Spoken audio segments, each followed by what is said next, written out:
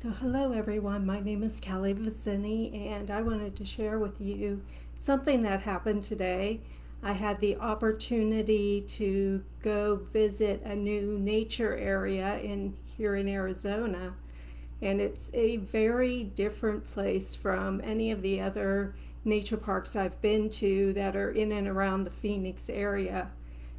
This one, although it has water, it's mainly covered in a green plant-like material.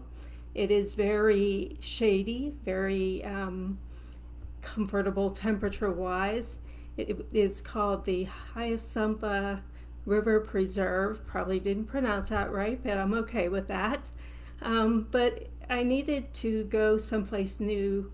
I needed to experience the unknown because there's some changes as far as things I want to offer in my business, and I find myself slowly taking the steps, but not as progressive maybe as I'd like to be.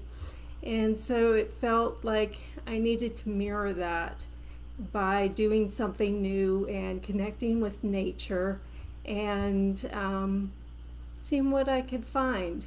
So while I was on this path today, I was first greeted by a rabbit. And if you know anything about me, you know I love animals. And that can be the pets in our lives or the wildlife that we are surrounded by. So, of course, being greeted by a rabbit was, yes, part of my world. You're entering into my space, my world of love, if you will. And as I continued along this beautiful path, um, I was surprised by, yes, I could hear the street noise, but I could also feel the silence of the space and the sacredness of the space and the beauty of the trees and the overall energy that encompassed the space. As I continued along, I came across the pond that had all this green lilt on top of it. I think it was called duckweed.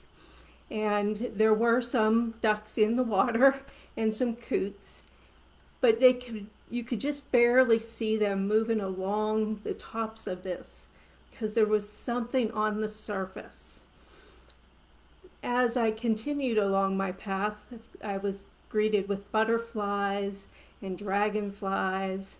And as I was getting closer to what would have been the end of the loop that I was on, I came across literally a fish out of water on the side of the path, just up from the actual lake, and went over to see if it needed some assistance or if it was beyond that.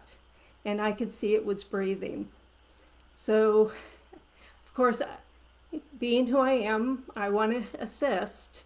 And I leaned down and tried to share that I was there to help it. And of course, we don't always recognize when someone is trying to help or support us. We sometimes go based on our personal experiences of what meeting someone new might be, or stepping outside our comfort zone might look like or feel like. And so, of course, this fish fought back. The likelihood is, because I had just seen a blue heron, that it probably had help getting out of the pond or out of the lake. And so it had experiences, it had trauma in its life. So I, went back over when it fought back and relayed again, I'm here to help you. And this time it allowed me to pick it up and put it back in the water. Now, I don't know what its path will be like. I just knew that it needed assistance getting back on the path. Its home is in the water. It's not on the trail. It wouldn't get that far on the trail. If it was meant to be somebody's dinner, that animal will find it again. If it's meant to continue on its path, it will. but I found it very interesting. You know, I stepped outside my comfort zone by going off trail to help it and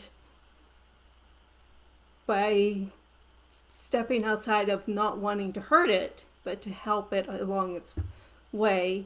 And I finally got to the end of this trail, and it was blocked off because of the storms we had been having. So I had to turn around and go back the way I had come. But as you know, nothing ever looks the same when you are heading back. Everything feels different. You're catching it from a different perspective. And so I was able to see different things. As I came to that area where it had been laying, just beyond was a coot bathing itself in the water, and it had managed to find a clear spot. It had made a clear spot for it to have this bath. You know, so part of the message is getting that clarity around what we want, how we can help renew ourselves as well as others, and continue moving forward on our own paths, on our own journeys, knowing that people will want to help, but we may not always recognize that help or recognize what their intentions are. So, you know, as I continued further down the path, back along the path, I should say, I got to the area where you could see most of the lake, and all of the nature beings came out to celebrate with me that I had recognized that there were messages happening along the path that they were sharing, recognized what the messages were, was openly acknowledging those for myself, and was willing to come back by and just connect in with them. So I was greeted by a celebration nature style with butterflies flying all around me and dragonflies flying all around me and hawks flying over me for a good, 10 minutes that I was sitting there. This celebration was occurring.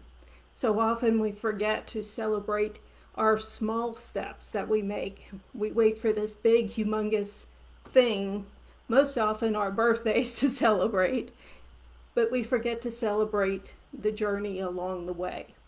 So I just wanted to share that with you, that yes, we often can feel like that fish out of water on our path, thinking that no one's really there to help us. But it's more that we aren't recognizing the assistance. We are seeing it come in different packages, and we aren't sure about those packages and what they mean for us. So I hope that you have a good day and that you have the opportunity to go out and explore the world and find that new patch of nature and that new opportunity. And even when you are feeling stuck or challenged, that you keep moving forward. You're not alone. We're all working on our own path here, doing the best we can. So I hope you have a wonderful day. Take care. Bye.